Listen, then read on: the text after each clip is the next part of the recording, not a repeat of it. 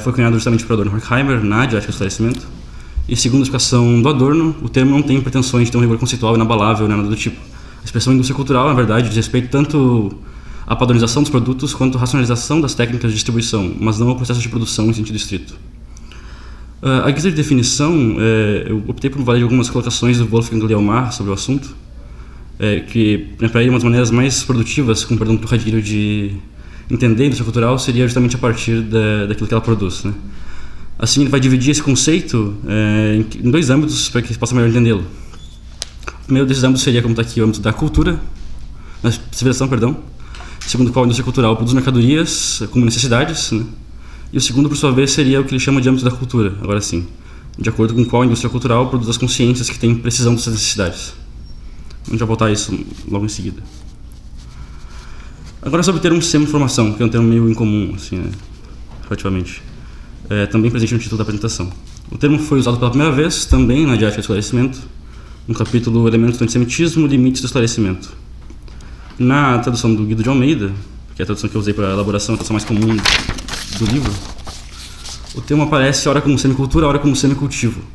Mas ainda assim eu optei por semi-informação porque, a despeito da alternativa do Guido, continua sendo a tradução mais consagrada e usada para o alemão Halbbildung. Na Dialética do Esclarecimento, a primeira ocorrência do termo que nos interessa aqui é a segunda vez em que ele aparece, que se dá numa oposição à incultura, no original Unbildung.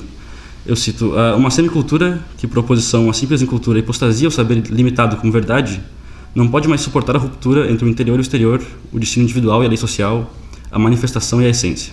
Isso mais do que a mera falta de cultura ou ausência de formação, o que está em jogo nessa informação é justamente a subordinação da cultura a certas malhas sociais, como ele vai chamar. Para uma melhor compreensão do que o autor quer dizer com isso, é válido a gente verificar uma conferência de 59, chamada Teoria da Semi-informação ou Teoria da Semicultura, a depender novamente da tradução utilizada. Nessa conferência, Adorno vai dizer da semi-informação que ela seria símbolo de uma consciência que renunciou à autodeterminação e prende-se, de maneira obstinada, a elementos culturais aprovados. Sob seu malefício, gravitam como algo decomposto que se orienta à barbárie, e é isso, né? Mas parece uma expressão meio solta, assim, então vou tentar elaborar e justificar por que ele entende isso desse modo. A resposta mais óbvia, né, que a resposta que inclusive ele dá, né, é a de que o conceito de informação é um conceito derivado do conceito de formação, né? Parece uma coisa bastante elementar, a famosa Bildung burguesa, né? Numa passagem da Teoria da Semicultura, Adorno vai dizer que a formação nada mais é do que a cultura tomada pelo lado de sua apropriação subjetiva. E é essencial que a gente entenda a cultura aqui como algo tenso, né? Cujo propósito mais amplo seria se levantar ou permitir que as pessoas se levantassem contra as relações enrijecidas a que elas se veem submetidas. Isso vai estar num resuminho sobre a indústria cultural colocado na parábola estética do Adorno. A formação, portanto, né, seria uma das coisas a partir das quais se mantém a tensão entre indivíduo e sociedade. Tensão essa que, para Adorno e Horkheimer, como está escrito no Dialética do Esclarecimento, deveria ser a substância mesma da sociedade. Assim, Adorno vai dizer que essa informação em contrapartida à sua definição de formação, o que acontece quando o campo de forças a que chamamos formação se congela em categorias fixas, sejam elas do espírito ou da natureza, de transcendência ou acomodação. No início do capítulo Indústria Cultural, Esclarecimento como Discussão das Massas, da Dialética, os autores vão dizer que o modelo da cultura contemporânea seria a falsa identidade do universal particular, né? Pronunciando já o diagnóstico daquela dissolução, né, daquela tensão antes referida. Talvez seja relevante tratá-la, essa tensão, pensando nas mercadorias da indústria cultural em oposição às obras de arte do período liberal, de acordo com a compreensão dos autores. Porque, enquanto no capitalismo liberal, os objetos estéticos tinham a pretensão de harmonizar particular e universal, pretensão essa, né, que pressupõe o reconhecimento de uma cisão, no capitalismo monopolista, por outro lado, essa harmonia já se encontraria posta, como entende Horkheimer e Adorno. Os objetos estéticos pretendem simplesmente operar sua repetição. Isso porque, subordinada a grandes trustes industriais que de maneira alguma concorrem por algo, a indústria cultural teria o papel de realizar a manutenção crescentemente eficiente dos indivíduos como consumidores passíveis e trabalhadores fungíveis, tão previsíveis e influenciáveis quanto possível, de modo que se tenta cada vez mais facilmente garantir a reprodução continuada do existente, né? O objetivo da indústria cultural, como a gente vai ver a seguir, né, não é outro que não a integração total de seus consumidores. Os autores escreverão: a produção capitalista os mantém tão bem presos em corpo e alma que eles sucumbem sem resistência ao que lhes é oferecido. Para além disso, contudo, os autores ressaltam a existência de uma salvaguarda que ajudaria a manter os trabalhadores e consumidores, digamos, ainda mais seguramente cativos. Essa salvaguarda seria uma promessa tácita, ou talvez uma compreensão de que, por ocasião de qualquer desvio na norma social, eles podem ser substituídos e eventualmente ostracizados, né? Pois, como os autores colocam na dialética do esclarecimento, no capitalismo tardio, a ameaça de desapropriação material é, no fundo, uma ameaça de impotência espiritual. Assim, ainda que reconheçamos o anteriormente estado de congelamento, né, da definição da semicultura, deve-se perceber que, apesar de haver, de fato, uma inércia homogênea generalizada, assim, em tratando das massas, isso seria, em verdade, um tipo de ilusão de ótica, né, porque são praticamente indistinguíveis aqueles realmente subordinados à fixidez das categorias eleitas pela indústria e aqueles que se encontram terrivelmente imóveis numa paralisia pânica marcada por uma impotência que, para os autores, se apresenta como elemento objetivo do mundo. De volta à teoria da semicultura, Adorno vai dizer que, no clima da semi-informação, os conteúdos objetivos, coisificados e com caráter de mercadoria da formação cultural, perduram à custa de seu conteúdo de verdade, de suas relações vivas com sujeitos vivos. Tem um pequeno erro de ditação ali, infelizmente. E a indústria cultural, em sua dimensão mais ampla, perpetua essa situação, explorando-a e se assumindo como cultura em consonância com a integração. O que, se for mesmo uma, não será a outra. Seu espírito é a semicultura, a identificação. Desse modo, portanto, a gente pode dizer que a semi-informação é produto desse aspecto cultural da indústria cultural, a que eu remeti no início da apresentação. O indivíduo semi-informado é aquele detentor da consciência produzida pela indústria cultural para que ela garanta a própria manutenção. Ele é aquele cujas necessidades foram projetadas retroativamente, de modo que o nada ou muito pouco que a indústria tem a oferecer se apresenta como pretensamente suficiente para sua satisfação. Assim que Adorno e Horkheimer apontarão, né, como sendo uma das missões da indústria cultural, a saber, né, desacostumar as pessoas de sua subjetividade, tem na semicultura a sua mais eminente realização, como vou argumentar a seguir. Acerca da relação, né, nível mais conceitual entre a semi-informação e a indústria cultural, Rodrigo Duarte, no artigo, vai ressaltar um traço comum presente em ambos os conceitos, que ele vai chamar de autoritarismo. Isso porque na indústria cultural, né, que ele chama de modo atual da ideologia, pretende-se reduplicar o mundo como algo de ameaçador frente ao qual só pode haver impotência, de modo a solapar quaisquer disposições à ação transformadora. Enquanto essa informação seria o resultado de um processo planejado de supressão das possibilidades libertadoras, até mesmo da incultura. De modo que, segundo ele, a semi-informação, mais que a simples ingenuidade, é o corolário de uma exploração consciente do estado de ignorância e de vacuidade do espírito. Para o autor, em suma, ela pretende deseducar os indivíduos no sentido de evitar que eles percebam e usufruam o que quer que seja de modo autônomo. Novamente, desacostumar os indivíduos de sua subjetividade. Garante-se assim, tanto quanto possível, a reprodução continuada do existente, né, por meio de uma mediação excessiva e longe de ser autoconsciente. E assim colocam-se como imediatas todas as associações e atribuições valorativas que tomam parte nos conteúdos da indústria cultural. Adorno e Horkheimer escrevem na dialética do esclarecimento: a função do esquematismo kantiano, que o esquematismo kantiano ainda atribui ao sujeito, a saber, referir de antemão a multiplicidade sensível aos conceitos fundamentais, é tomada ao sujeito pela indústria. O esquematismo é o primeiro serviço prestado por ela ao cliente. Isso daria de modo, né, que toda classificação de que esse sujeito é o cliente capaz se confine na gramática e sintaxe posta pelos organizadores de dados a serviço da reprodução social. Portanto, a indústria cultural erigiu um filtro pelo qual o mundo deve passar para finalmente alcançar o sujeito, que assim prescinde do uso de quaisquer faculdades reflexivas robustas. Como dizem os autores, o resultado desse processo é termos uma rotina travestida de natureza. Isso é, tomarmos como necessárias relações meramente habituais, sempre alinhados, né, ao interesse de garantir a continuidade da mediação, ou seja, a manutenção da dominação. No que tange a informação, por sua vez, não é difícil perceber como esse sequestro, né, da função de esquematismo do sujeito, né, como atribuído pelo esquematismo kantiano, leva justamente àquela fixidez de categorias que compõem a definição dessa informação como vista na teoria dessa informação do Adorno. Como o Rodrigo Duarte diz, né, essa informação é a consciência petrificada, defeituosamente esquematizante. Mas no título, né, além de ser informação cultural, eu me refiro também a uma crise da subjetividade, né? Isso porque, né, eu vou explicar melhor por quê, mas primeiro falar sobre o isolamento do indivíduo na dialética do esclarecimento. De acordo com Adorno e Horkheimer, a igualdade do gênero humano proíbe dos casos, ou seja, através do movimento de realização do homem como ser genérico, de redução de todos os homens à simples subsunção de seu grupo mais amplo a seres fungíveis e intercambiáveis, esvai-se o poder daquela identificação verdadeira entre dois particulares, restando agora uma identificação universal, genérica. Assim, tomando a si mesmo como mero exemplar de sua espécie, o homem se vê enquanto indivíduo por nada, dizem os autores. E é a realização desse homem, como ser genérico justamente, que faz com que os autores afirmem que nossa sociedade é uma sociedade de desesperados e que basta tomarmos consciência de nossa própria pequenez para que sejamos integrados, entregues ao portento da ideologia. Porque o esvaziamento da individualidade é também o esvaziamento de capacidades de oposição subjetiva à norma social. Não tanto pela força da norma, e sim, mas pela fraqueza que passa a definir o indivíduo. A ideologia no capitalismo tardio, assim, seria a imagem socialmente necessária do mundo enquanto algo terrível e ameaçador. Imagem essa que é capaz de manter a coesão social, justamente porque torna descartável e inútil de antemão qualquer oposição.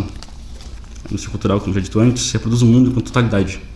Dessa maneira, realiza a eliminação das possibilidades de resistência pela raiz. Valeu. Dado que opera principalmente não sobre a ação, mas sim sobre a disposição para agir. Essa realização do homem como ser genérico, substituível, assim, é o sentido mesmo da integração social, é aquilo que ela busca consolidar. Eu leio agora uma passagem da Minoa Muralha. A integração da sociedade, sobretudo nos estados totalitários, determina os sujeitos a serem cada vez mais exclusivamente aspectos parciais no contexto da produção material. Aquilo através de que os sujeitos são neles mesmos determinados como meio de produção e não como finalidades vivas, cresce com a proporção das máquinas em relação ao capital variável. Isso é, quanto maior a força de integração social, tanto mais a função social do sujeito se reduz a ser mero meio de produção. Eu falei meio rápido, então estou no final já, não era o planejamento, mas com as coisas finais, eu acho que é bom retomar um pouco. Eu ia dizer que a relação do sujeito com o cultural, para os autores, então, se tem uma relação na qual aquele desaprende a ser-se enquanto tal, enquanto sujeito, abdicando da individualidade em nome da integração social.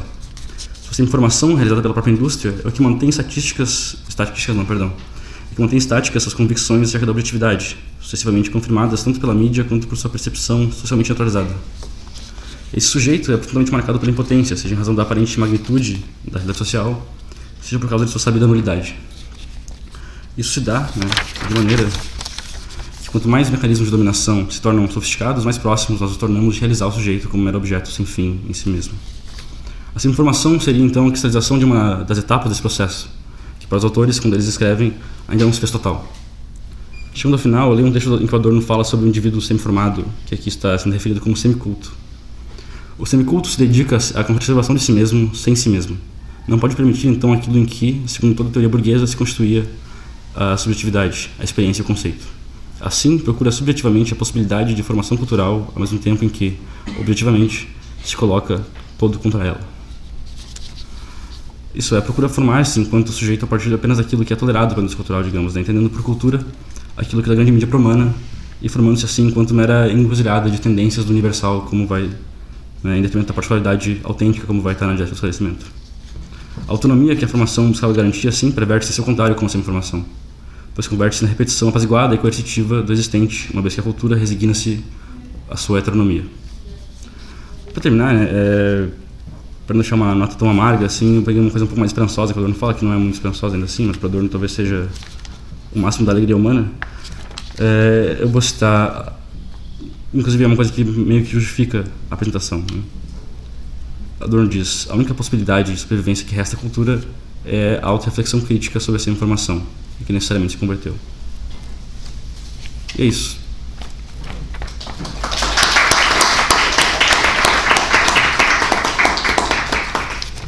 Pessoal, perguntas, nós temos mais tempo, o Arthur terminou um pouco mais cedo do que o esperado. Ele bem rápido. Normalmente teria 10 minutos, né? 5. Normalmente seria 5, então temos 10. Então temos 10 minutos de perguntas, ok? No começo, tu botou ali a diferença, não sei se é a diferença, mas que tem o âmbito da civilização e o âmbito da cultura. Sim. Isso é no Adorno? Esse é um comentador que fala essa, é o Leo Wolfgang, é um comentador que traduziu inclusive a introdução à sociologia do Adorno. Entendi. Mas Adorno... ele faz essa diferenciação, em algum momento elas deixam de ser diferentes, a civilização e a cultura? Porque assim, eu sei que a dialética do esclarecimento não é tão freudiana, vamos dizer assim, mas é um projeto da teoria crítica a introduzir a psicanálise para dentro do debate. Sim. E o Freud, sim, o mais ferrenho para dizer que não tem diferença entre civilização e cultura, para não cair, enfim, um discurso que a cultura é uma coisa elevada, enquanto a civilização seria mais um movimento evolutivo, vamos dizer assim. Então esse comentador, ele faz essa diferenciação de que, de algum modo, dentro do Adorno vai se vai se misturar isso, a ideia de civilização e cultura? Não, então, é que eles são, digamos, mesmo momentos diferentes, assim, aspectos diferentes de um mesmo conceito dialético, né? Mas a questão toda, Adorno, inclusive, né, falou do Freud, ele vai identificar na teoria dessa informação, em 59, a conferência, essa informação justamente como o mal-estar na civilização de que o Freud fala. Ele vai dizer que é a mesma coisa, assim. Mas esse aspecto, eu diria que essa diferenciação em dois âmbitos, eu diria que é muito mais didática, no sentido de conseguir compreender o que ela produz de maneira diferenciada, né, do que, de fato, uma cisão, assim, completa, né, uma cisão conceitual efetiva, assim. Porque as duas se dão simultaneamente, né, e se retroalimentam, os dois aspectos da indústria cultural, no caso. E no Adorno, a cultura fica no sentido mais amplo, igual do Freud, no caso? Mais amplo, né, porque ele tenta sempre determinar o conceito de cultura historicamente, né, então ele vai falar que a cultura no capitalismo liberal tem um conceito próprio, que quando se realiza acaba por se perverter na cultura do capitalismo monopolista, né, então, que é justamente aquela ideia da oposição entre a cultura tensa, né, justamente, a cultura que pressupõe a cisão entre indivíduo e sociedade, e aquela cultura que só é uma repetição dessa cisão, que seria justamente a semicultura, mas que é o conceito de cultura própria ao capitalismo monopolista, no caso. Mais alguém? Eu tenho uma questão pra ti, que na verdade vou usufruir do fato de que eu também li teu resumo. Eu vi que no resumo... Milena, desculpa te interromper, tu pode falar um pouco mais alto para o microfone captar? Ah, tá. Eu vi no teu resumo que tu vai falar sobre a noção de dessubjetivação que o Adorno traz, assim, de Kant. Uhum. E eu queria saber se tu entende que necessariamente a gente pode compreender essa indústria cultural, esse movimento que está tendo através de tudo que o Adorno está descrevendo ali no livro, como um processo de dessubjetivação, ou se não seria mais interessante, na verdade, entender todo esse processo como uma forma de subjetivação particular daquele contexto. Eu digo que as coisas elas são complementares, são inclusive a mesma, né? Porque, novamente, se a gente pegar conceitos que são historicamente determinados, a gente pode falar que a subjetivação do capitalismo monopolista só se dá a partir da subjetivação do sujeito do capitalismo liberal, né? É que se entender como dessubjetivação quer pressupor que o sujeito tem uma subjetividade pré-estabelecida, né? Sim, mas ele está dizendo que tem uma função pré-estabelecida. A subjetividade que é um conceito principal dentro da teoria crítica. Como assim, intersubjetividade está dizendo? A intersubjetividade seria essa subjetividade do sujeito, ou a formação dele, ela é dada a partir da relação dele com o meio. Sim. Então ele não existiria, ou nada na formação dele existiria, sem de fato, ele não existe pré ou social. Sim. Então não tem como existir uma dessubjetivação. Não, claro, mas a questão toda é que não estou falando sobre um sujeito particular que está sendo subjetivado, mas sim de uma certa inversão do conceito de subjetividade a partir do capitalismo monopolista, né? E, portanto, a gente está falando mais sobre uma maneira nova de construção da subjetividade, que acaba por se eximir de diversas funções que eram atribuídas a ela durante o iluminismo, por exemplo, e durante o idealismo alemão, que agora não são mais atribuídas ao sujeito, né? Ou seja, o sujeito que a gente continua com essas categorias bastante fixas, né? A gente fala do sujeito da mesma maneira como falava antes. Então a questão toda é entender que esse sujeito que está se falando está chamando de semi-formado justamente porque está tendo como medida aquela ideologia do capitalismo concorrencial que tenta ainda se afirmar como sendo real, assim, né? Como sendo verdadeira. Mas não estou dizendo que, de fato, não existe mais sujeito no sentido forte do termo. Não, o que tu está dizendo, eu queria mais que tu esclarecesse, porque o Foucault também vai se utilizar desse conceito de dessubjetivação do Kant. Por isso que eu queria falar sim. um pouco mais sobre isso. Mas é mais uma função do sujeito que é tomada por outro, né, no caso. Então ele perde uma certa substancialidade da maneira de se relacionar com o mundo na medida em que ele não tem mais essa função de esquematizar as coisas, né, de atribuir ao múltiplo sensível os conceitos fundamentais, no caso. Obrigado. Mais alguém? Então, obrigado pela apresentação. Minha pergunta... Consegue falar um pouquinho mais alto, por favor? Falo. Tá melhor? Uhum. Então, minha pergunta é... Será que você poderia falar um pouco melhor sobre essa relação entre indústria cultural, semi-informação e autoritarismo? E se nisso, autoritarismo seria uma espécie de crise da subjetividade? Então, eu digo que sim, né, porque os autores estão entendendo aqui, né, justamente essa subjetividade, no sentido forte, né, como sendo algo que se opõe necessariamente, né, à individualidade no sentido forte, como algo que se opõe necessariamente ao todo social, né, algo que estabelece uma tensão com o todo social. E na medida em que o autoritarismo, né, para os autores aqui, né, principalmente o Rodrigo Duarte que está comentando isso, que é de onde eu peguei aquela parte ali, posso até voltar ali. O autoritarismo seria entendido justamente como essa neutralização das possibilidades de resistência, né? Então não é uma violência direta no sentido de tu negar aquela resistência que existe, mas sim no sentido de tu realmente solapar a possibilidade de ela vir a existir, né? Que é justamente esse processo de deseducar os indivíduos de modo, né, que eles não possam mais ser autônomos, né? Eu diria que essa relação ela se estabelece justamente no sentido de que a relação entre indústria cultural, informação, né, e autoritarismo, no sentido de que para os autores só pode tornar a sociedade assim algo não tenso a partir do momento que tu solapa o indivíduo, a partir do momento que tu destitui o indivíduo da própria individualidade. Então eu diria que nesse caso aqui é bastante conectado, né? Uma coisa não tem como tu dissociar da outra, né? O autoritarismo dessa crise da subjetividade, né? Justamente porque seria o projeto da indústria cultural, no caso. Né? Não, beleza. Mais alguém? Ainda temos tempo? Uma pergunta um pouco mais ampla, assim, talvez de margem para tu contribuir com a ideia dessa informação e a crise da subjetividade, mas aonde mora o estatuto de autenticidade na obra de arte, na maneira como Adorno e o Horkheimer entendem, pelo menos a indústria cultural, tanto no livro quanto nos seus trabalhos posteriores? Uma pergunta que dá um doutorado, no caso, uma pergunta muito difícil, né? Mas se responder de maneira sintética, né? Cara, em vários âmbitos, assim, né? Tem, por exemplo, o âmbito epistemológico da coisa, né? O epistêmico, quer dizer, que é justamente o fato de que a partir do momento que tem um monopólio espalhando toda a informação, que não tem como tu se assegurar de que aquela informação não é benéfica ao monopólio, que é uma coisa que o Adorno trata, por exemplo, num texto chamado O Esquema da Cultura de Massas. Então, né, tipo, tem uma questão epistêmica, justamente, de que se a indústria cultural permite que algo exista, supõe-se que ela não se sinta ameaçada por aquele algo, porque tudo passa pelo filtro dela, né? Mas também tem uma questão justamente dessa ideia da falta de tensão na sociedade, né? E que o Adorno e o Horkheimer vão dizer que a arte burguesa tem como pretensão a noção do mundo justamente no sentido de que essa cisão é uma coisa que é incontestável, né? A cisão entre indivíduo e sociedade, né? E que a arte seria, digamos, uma maneira de tentar, uma maneira sempre, né, sempre frustrada, mas ainda assim muito importante, de tentar estabelecer essa relação de maneira harmônica, né, estabelecer essa harmonia.